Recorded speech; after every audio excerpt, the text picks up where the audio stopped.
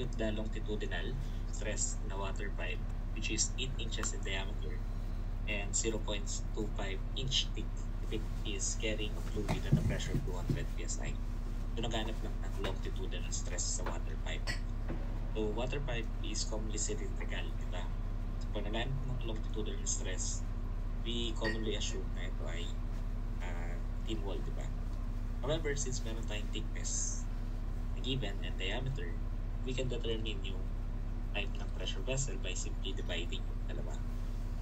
Yung gagamitin natin yung criteria ng thickness over diameter ratio.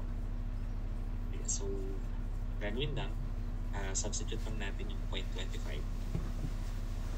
Divide mo lang yan dun sa 8 inches natin. And so, in this way, we can determine if it is a thin wall or thick wall. Divide mo lang yan. At least, pag na-determine na natin na thick wall yan, and press FT, pwede na makakasure na tayo na yun na yung gagamitin na equation. So, that is 0.0312. So, alam natin na kapag ang ratio na to is less than 0.05, then we can assume that this is thin wall.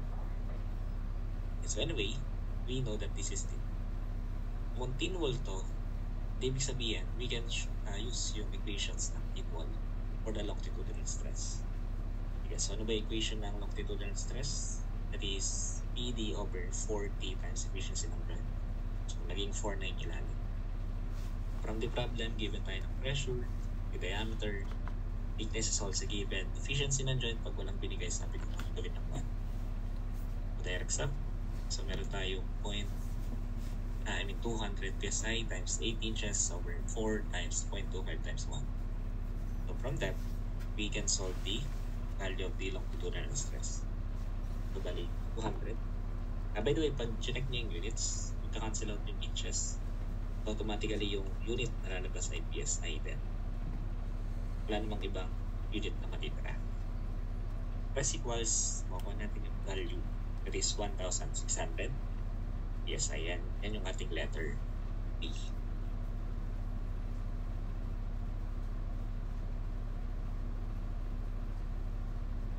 And so another problem sa ating machine design na pressure vessel.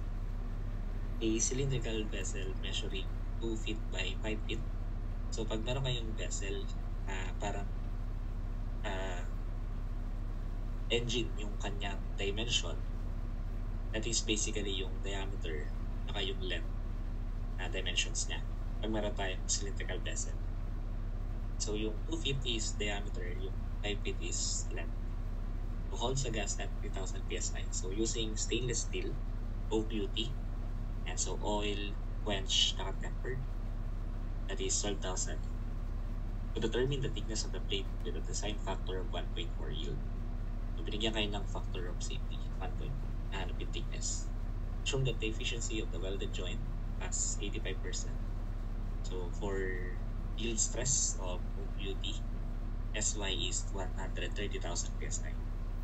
So tulad nga nabanggit ko kanina, commonly when we are solving yung thickness ng plate, we always determine yung equation sa hoof stress. And hoof stress is basically tangential stress, PD over 2T times efficiency ng joint. So from the problem, meron tayong design factor. So yung tensile loading, rather tensile stress, i-divide natin yung yield ng factor of safety. So yan yung allowable, that is yung yield over factor of safety. So from the problem, given tayo ng yield strength, that is 130,000 PSI. Factor of safety is also given, that is 1.4. Pressure is also given, that is 3,000. Then diameter is 2 feet. Yung thickness yung hinahanap, efficiency ng joint is already given, that's 85%. So that's simply direct sum.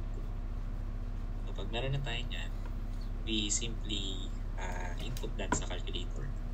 Then we can now solve yung value ng thickness natin. So that is 130,000.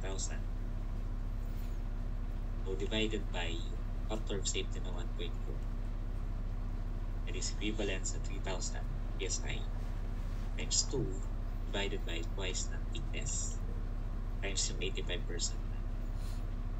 So pag meron tayo nito, shift solve lang natin. So, press equals, makuha natin yung value ng thickness. So, pag check mo yung units, this is cancel yung PSI. Diba? So, matitira natin feet. So, sir, ang problema, from the choices, naka-inches tayo. So, kung naka-inches, then we need to convert by yung feet na. And we know, 1 foot is 12 inches. In this way, natitirang unit na inch. Kung gagawin lang naman natin sa dulo, multiply lang tayo for the conversion factor. So, shift solve ulit natin. Then, we wait. And so, makukuha natin yung saktong or closest answer na 4.456 inch, or that's yung letter C natin.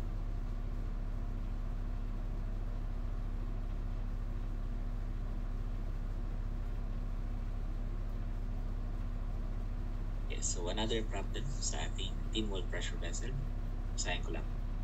Seamless cylinder with a storage capacity of 0.025 cubic meter is subjected to internal pressure of 20 megapascal.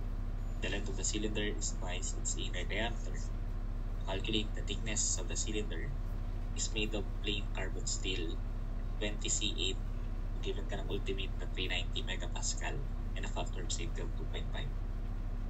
So, katulad ng mga ginagawa natin, pag naghahanap ng thickness, we always use yung equation ng Hooke stress. So, yung Hooke stress is basically PD over 2T times efficiency ng joint.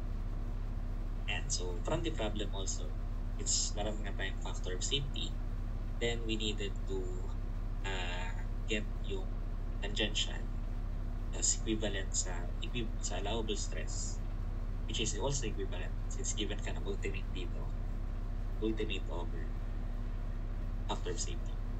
So, kung ano ba ang given ay ultimate yung ilalagay. Kung yield naman ang given, hindi yield din ang lalagay. So, since sa problem ang given sa atin is ultimate, ito yung gagamitin natin is ultimate stress. And so, ultimate stress yung gagamitin. So, from this, ano ba yung ating gagawin sa meron tayong ultimate strength, factor of safety is given. Kung pressure natin is 20 megapascal, yung diameter wala pa, thickness yan yung inatin. So, efficiency ng joint, then wala binigay, gawin lang natin. So, therefore, pag sinubstitute natin, ganyan yung lalabas. So, the problem on this solution, yung diameter natin, wala pa tayo nito sa tapos yung thickness yan yung inatin. So, meron kang dalawang unknown. But, in the problem, binigay daw yung length is twice ng inner diameter. So, meaning, related yung diameter sa length. So, from the problem, we are given a velocity of the cylinder. So, rather, that's the volume of the cylinder. So, kung may volume tayo ng cylinder, we can determine its diameter and its length. Diba? So, bakit sir? So, ang volume ng cylinder is basically pi over 4d squared times yung length, yung right cylinder natin, right circular cylinder. So, pi over 4 times diameter squared, that is the area ng bilog, times yung haba niya, yung length. And from the equation, from the problem, from the given on the problem, meron tayong volume 0.025 and yung length down ng cylinder is twice the inner diameter. Itong length, pwede mong palitan ng twice the diameter. Magiging 0.025 cubic meter is equivalent to pi over 4d squared times twice the diameter. So from this, we can determine the value of the diameter natin. So lagay lang natin yung values. 0.025 is equivalent to pi over 4 times the diameter squared times twice ng diameter. Then, shift solve lang natin. And so, pag nakuha na natin yung diameter, that is 0.25 meter, we can now determine yung thickness natin. So, this is meters. Kaya ang gagawin natin, papalitan natin ng millimeters yan para yung unit kuha natin ay diretsyong unit. Alam naman natin na 1 meter is 1,000 mm. So, multiply lang natin ng 1,000. So, makukuha natin and so yung makuha natin x or diameter multiply ng 1,000. So what we would get is 251.5 39. So that is, or rather 54. That is approximately yung 250 milliliters na. So pag meron na tayo nito, then we can now substitute yung value ng diameter natin dun sa equation. So makukuha na natin si thickness. Okay, so ganun yung gagawin. Bali, eto na ilalabas. So meron na tayo ng diameter is 250 milliliters. Pwede na natin yan i-ship solve. Okay, so sa CalQ, 251 yung nakuha. Although, either way naman, pwede nyo gamitin yung nakuha or yung round-off value na nasa solution natin. So this is 390 over 2.5.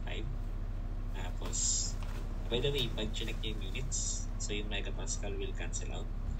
And ang matitirang unit lang dito ay millimeters. So, millimeters magiging unit na thickness natin. So, when we press shift solve, and antayin lang natin.